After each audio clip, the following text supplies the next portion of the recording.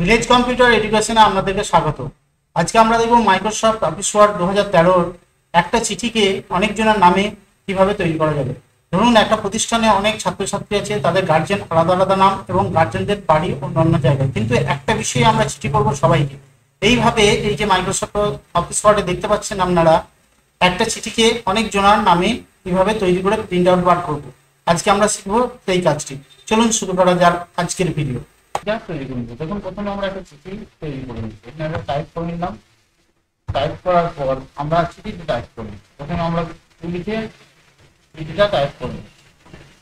এর ধরুন চিঠিটা, এই চিঠিটা আমরা 100 বা 200 যতগুলো ছাত্রছাত্রী আছে তাদের গার্জেনদের নামে নামে আমরা তৈরি করবো। কিভাবে?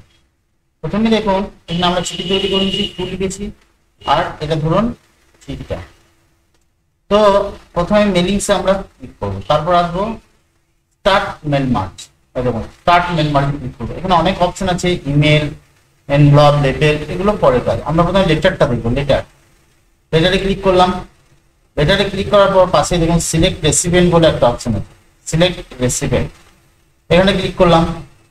এবার টাইপ নিউ লিস্ট, সিলেক্ট রেসিপিয়েন্টের পরই type a new list click করলাম।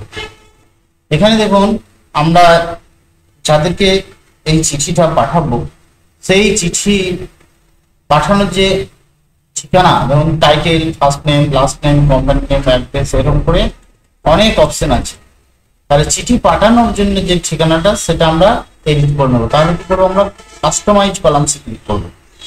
কাস্টমাইজ কলামসে ক্লিক করার সঙ্গে সঙ্গে দেখুন এইখানে যে title, first name, last name, company name এগুলো আছে সেগুলো এখানে দেখা যাচ্ছে।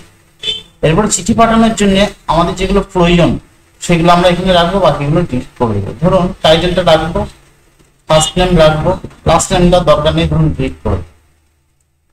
কোম্পানি নেম দরকার নেই, আমরা বাড়িতে পাঠাবো চিঠি যেহেতু, সেহেতু কোম্পানির নামের কোনো প্রয়োজন নেই। এখানে ডিলিট আছে, ডিলিট অপশনে ক্লিক করে ইয়েস করবো। এখানে দুটো অ্যাড্রেস দেওয়া আছে, যে কোনো একটা অ্যাড্রেস রাখবো আর একটা ডিলিট করে দেবো। সিটিটা ডিলিট করে দিলাম, স্টেটটা থাক, জিপ কোডটা থাক, কান্ট্রি রিজিয়নটা ডিলিট করে দিলাম। অর্থাৎ এক কথায় চিঠিটা পাঠানোর জন্য বা চিঠিটা তৈরি করার জন্য যে ঠিকানাটা দরকার, সেই ঠিকানার যে প্রয়োজনীয় জিনিসগুলো দরকার সেগুলো রাখবো, বাকি সব ডিলিট করে দেবো। আমরা দেখুন এখানে টাইটেলটা রাখলাম, ফার্স্ট নেম রাখলাম, অ্যাড্রেস রাখলাম, স্টেট রাখলাম, জিপ কোড এটা রাখলাম। আমরা চাইলে আরো অনেক কিছু এখানে রাখতে পারতাম। এবার ওকে করে দিলাম। ওকে করে দেওয়ার পর দেখুন এখানে আমাদের টাইটেল এসেছে, ফার্স্ট নেম এসেছে, অ্যাড্রেস এসেছে, স্টেট আছে, এই অপশন কটা এসেছে।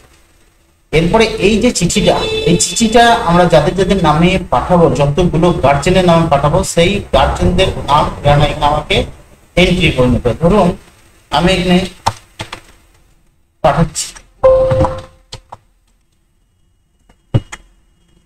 তো ঘোষ তারা যাবো, অ্যাড্রেস সোয়াবা, ডাব্লিউপি,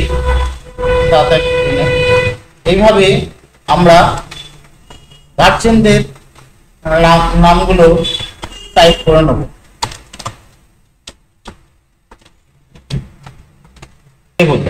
আমরা এখানে উদাহরণস্বরূপ 4 জনের নাম আমরা তৈরি করে নিলাম, 4 জনের নাম। এবার আমরা কি করব, এটা ওকে করব।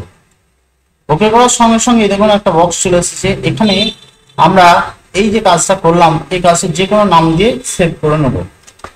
ধরুন এই নাম আমরা সেভ করে দিলাম।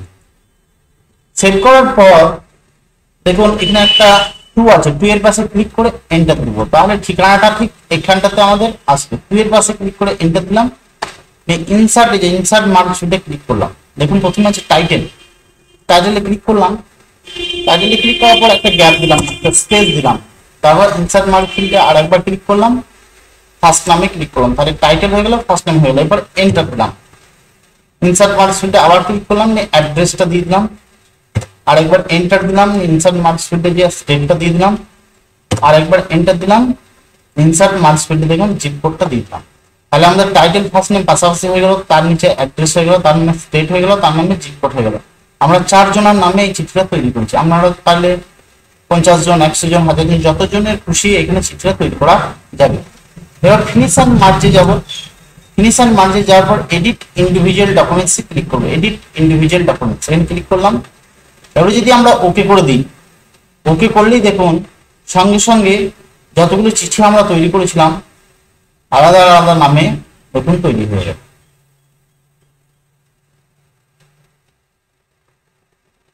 দেখুন আলাদা আলাদা নামে 4টে চিঠি তৈরি হলো। আমরা যদি একসাথে দেখতে চাই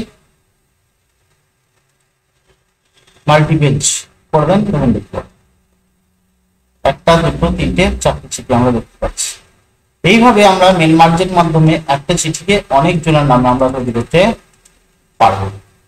যদি ভিডিওটা ভালো লাগে অবশ্যই লাইক করবেন, কমেন্ট করবেন, শেয়ার করবেন। আর এই চ্যানেলে যারা নতুন এসেছেন চ্যানেলটাকে অবশ্যই সাবস্ক্রাইব করবেন। ভিডিওটা দেখার জন্য আপনাকে অনেক অনেক ধন্যবাদ।